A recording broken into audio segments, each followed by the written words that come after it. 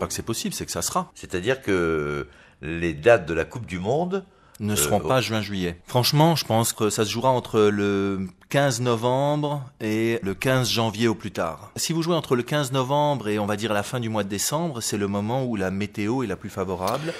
Le débat fait rage, comme l'écrit ce matin Le Figaro. Qu'est-ce que ce débat? Eh bien, la tenue de la Coupe du Monde de football au Qatar en 2022. Eh bien, pour que ça se tienne l'été, beaucoup disent que c'est pas possible parce qu'il fait des chaleurs extrêmes.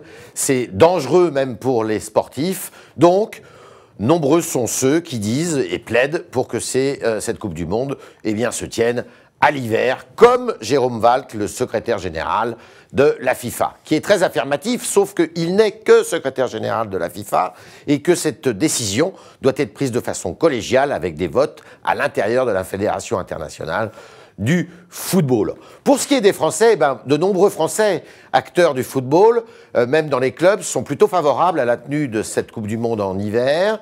Michel Platini, le plus célèbre de nos représentants, est lui aussi favorable à cette tenue en hiver. Mais il y en a une qui ne s'est pas encore exprimée sur la question, c'est Madame la ministre des Sports, Valérie Fourniron.